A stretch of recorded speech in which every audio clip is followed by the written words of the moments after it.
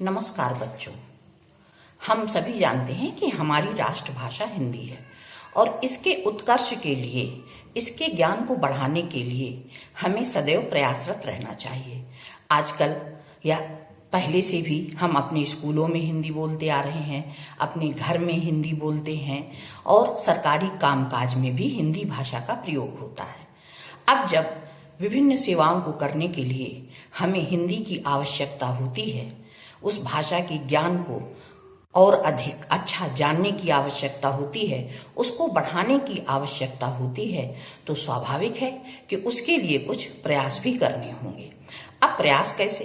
पहले तो हमको अपनी भाषा को बोलने में सुधारना चाहिए, यानी हमारा उच्चारण शुद्ध हो, और फिर जैसा हमारा शुद्ध उच्चारण होगा उसी प्रकार की वर्तनी होगी, उसी प्रकार की हमारी लिपि होगी। और फिर हिंदी भाषा को अच्छे ढंग से लिखने के लिए हमें अपनी हिंदी की वर्णमाला, उसके एक एक वर्ण, उसके शब्द, वाक्य रचना, इन सब बातों का ज्ञान होना चाहिए।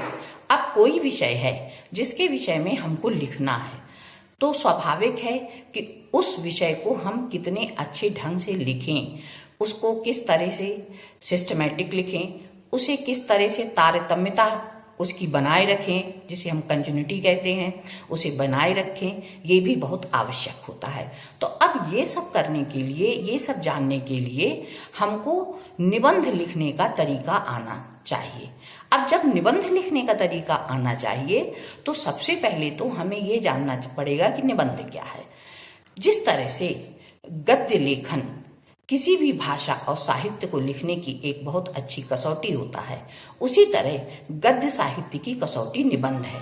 अर्थात अगर एक अच्छा निबंध लिखने का ज्ञान किसी व्यक्ति को हो जाता है तो समझो कि वो गद्य साहित्य के किसी भी विधा को लिखने में पारंगत हो सकता है, अगर वो थोड़ा बहुत भी प्रयास करे। और क्योंकि और विधाएं जो हैं गद्य की, वो हमारी भावनाओं से जुड़ी हुई हैं, लेकिन निबंध जो है भावना के साथ साथ हमारे चिंतन, हमारे सोच, हमारे मन के मनन से जिसे कहते हैं जुड़ा हुआ है। तो बच्चों, ये बहुत आवश्यक है कि हमें जानना कि निबंध क्या है। तो हम समझ गए कि निबंध क्या है। निबंध गद्य की कसौटी है, यानी निबंध, एक अच्छा निबंध लिख करके ही हम ये अपने आप में सिद्ध कर सकते हैं कि हमको हिंदी लेखन यानी भाषा लेखन बहुत ही अच्छे तरीके से आती है। अब निबंध, जैसे ये तो हमने निबंध की एक विशेषता आपको बताई। अब दूसरी बात ये आती है कि निबंध है क्या आखिर।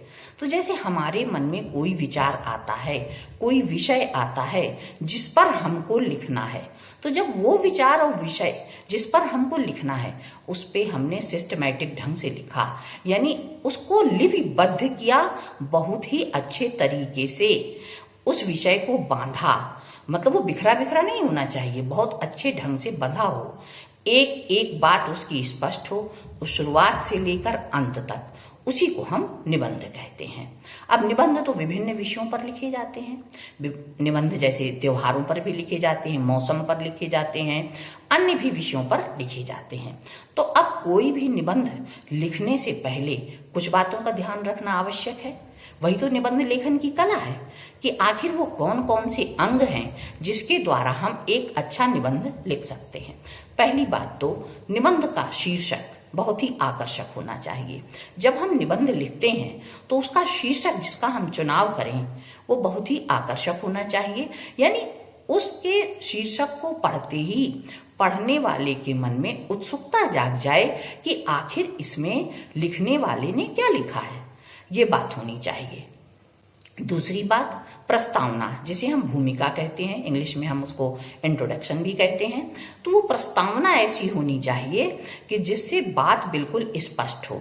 जो बात हम अंदर लिखना चाहते हैं, अपने निबंध में जिस विवरण को देना चाहते हैं, जिस विचार को देना चाहते हैं, जिसका वर्णन करना चाहते हैं, वो इस तरह से हो कि लोगों की जागरूकता बढ़ जाए, पाठक यानी पढ़ने वाले की जागरूकता बढ़ जाए कि आखिर इस निबंध में ऐसा क्या है जो उसकी प्रस्तावना से ही स्पष्ट हो रहा है और जो जिज्ञासा जगा रहा है, वो जिज्ञासु हो जाए उसको पढ़ने के लिए। तो तो ये तो हुआ कि निबंध में उसकी प्रस्तावना में हमारी सोच क्या होनी चाहिए। फिर दूसरी बात, प्रस्तावना लिखते समय हम किसी स्तुति से, किसी श्लोक से, किसी कोटेशन से भी शुरू कर सकते हैं उसको, प्रस्तावना को, या किसी सुंदर वर्णन के द्वारा, कुछ अच्छी पंक्तियों के वर्णन के द्वारा, गद्यात्मक वर्णन भी हो सकता है, वो वर्णन के द्वारा भी अपने निबंध को प्रारंभ कर सकते हैं। फिर उस विषय का विस्तार होता है, जो भी विषय हमने लिया है, जो चुना है, उसका विस्तार, तो 3-4 अनुच्छेद में उसका हम विस्तार करेंगे। और अंत में उपसंहार, तो अंत में उपसंहार यानी उसका कंक्लूजन, उसको अंत में इस तरह से उस एक संदेश के माध्यम से जो बात हमने पूरे निबंध में दी है उसको एक निचोड़ रूप में उपसंहार में लिखा जाता है और अंत में कोई संदेश दिया जाता है, जिससे पढ़ने वाले को मनोरंजन के साथ ज्ञान भी अर्जित होता है, उसको ज्ञान भी प्राप्त होता है और साथ ही साथ उसको उस निबंध का उद्देश्य भी पता चलता है। तो बच्चों, निबंध लिखते समय हमें इन 4 बातों का ध्यान बहुत जरूरी है रखना। पहली बात तो उसका शीर्षक इस तरह से हम चुने और जो बहुत ही आकर्षक हो, जो पढ़ने वाले को, सुनने वाले को हमारा निबंध आकर्षित करे। फिर उसकी प्रस्तावना बिल्कुल विषयानुकूल हो और समसामयिक हो, विषयानुकूल हो और जिज्ञासु बनाने वाली हो। फिर उसका विषय विस्तार हो और विषय विस्तार भी 3-4 अनुच्छेद में हो, तभी आप उसको एक अच्छे रूप में प्रस्तुत कर सकते हैं। फिर उसके पश्चात उस निबंध में ये बात होनी चाहिए कि उसका उपसंहार यानी कंक्लूजन बहुत ही अच्छा, निष्कर्ष जिसे हम कहते हैं, बहुत ही अच्छा होना चाहिए। तो बच्चों, निबंध लिखते समय हमें इन बातों का ध्यान रखना बहुत आवश्यक है। निबंध के विषय बहुत सारे होते हैं। अब जैसे राष्ट्रीय एकता कोई एक विषय है, हम ले लें तो सबसे पहले तो राष्ट्रीय एकता हमने विषय लिया। अब इसमें हम पहले तो आपको ये बताएंगे कि प्रस्तावना में कि राष्ट्र से क्या तात्पर्य है और एकता से क्या तात्पर्य है, इसका शाब्दिक अर्थ का निरूपण हम करेंगे। फिर उसके पश्चात उसके भावनात्मक रूप को भी हम समझाएंगे और किसी अच्छे कोटेशन के माध्यम से, कोई श्लोक के माध्यम से, किसी नारे के माध्यम से, कोई बहुत अच्छी 2-3 पंक्तियों के माध्यम से हम राष्ट्रीय एकता को स्पष्ट करेंगे प्रस्तावना में, जिससे पढ़ने वाले की जिज्ञासा हो जाएगी। आगे वो पढ़ने की कोशिश करेगा कि आखिर लिखने वाले ने इस निबंध में क्या लिखा है। फिर उसके पश्चात हम निबंध में 3-4 अनुच्छेद के माध्यम से राष्ट्रीय एकता क्या है इसको समझाएंगे, राष्ट्रीय एकता से क्या लाभ है, ऐसे उदाहरण देंगे जिसके कारण देश में राष्ट्रीय एकता बनी रही है। फिर अगर राष्ट्रीय एकता को ना अपनाया गया तो हमको क्या नुकसान हो सकते हैं, इस सब चीजों का भी विस्तार से वर्णन करेंगे। फिर अंत में हम ये बताएंगे कि राष्ट्रीय एकता हमारे लिए कितनी आवश्यक है और किस तरह से राष्ट्रीय एकता स्थापित करके हम अपने देश को आगे बढ़ा सकते हैं।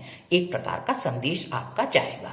तो बच्चों, आपको समझ में आ गया ये कि किस तरह से एक निबंध को लिखा जाना चाहिए।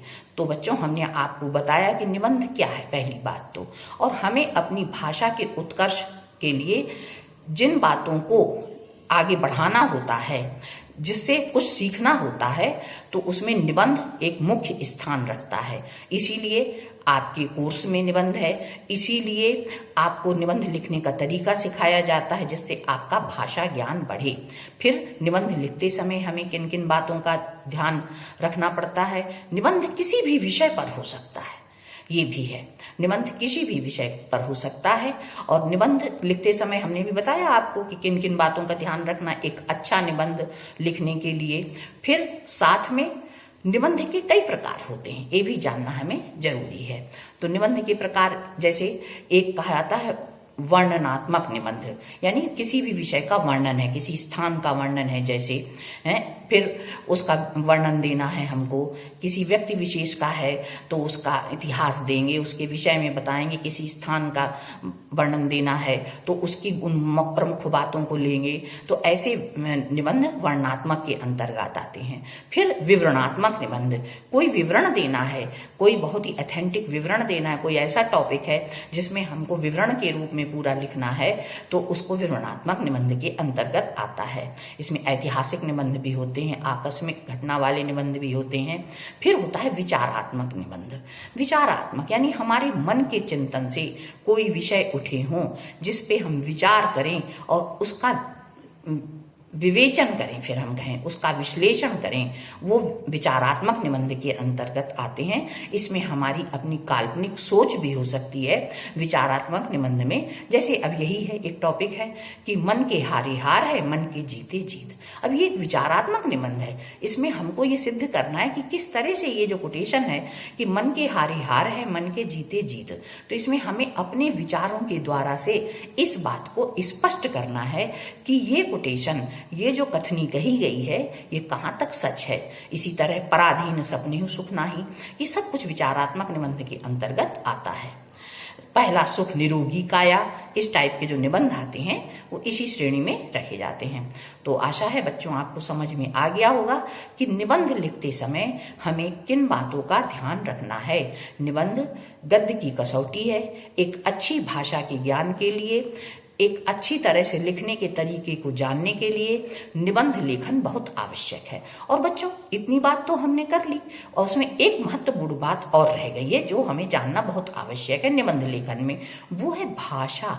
हमारी भाषा सरल सहज प्रवाह में होनी चाहिए, जिससे हमारी बात दूसरों को समझ में आए। इतनी क्लिष्ट भाषा भी नहीं होनी चाहिए कि पढ़ने वाले को हमारी बात समझ में ना आए।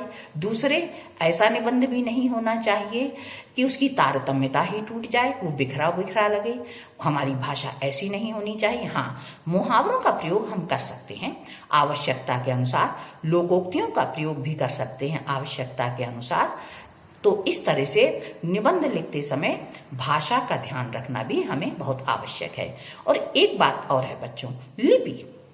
लिपि भी बहुत अच्छी होनी चाहिए। लिपि मतलब लिखने का हमारा जो तरीका है, जो लिपि है, वो बहुत अच्छी होनी चाहिए। एक तो शुद्ध वर्ण हमको लिखने चाहिए, शुद्ध अक्षर, शुद्ध शब्द, शुद्ध वाक्य रचना, ये सब भी निबंध में बहुत मायने रखती है। और साथ में हमारी राइटिंग यानी सुलेख, यानी हमको निबंध को बहुत ही अच्छे सुंदर तरीके से लिखना चाहिए। तो निबंध लिखते समय हमें इन सारी बातों का ध्यान रखना चाहिए। जहां जरूरत है वहां पैराग्राफ चेंज करके हम निबंध लिखते हैं। कोई बात समझानी है तो नए पैराग्राफ से शुरू करते हैं, जिससे पढ़ने वाले को, समझने वाले को बात बहुत अच्छी तरह से समझ में आ जाती है। तो बच्चों आपको समझ में आ गया होगा कि निबंध लेखन क्या है और निबंध लिखते समय हमें किन बातों का ध्यान रखना है। धन्यवाद।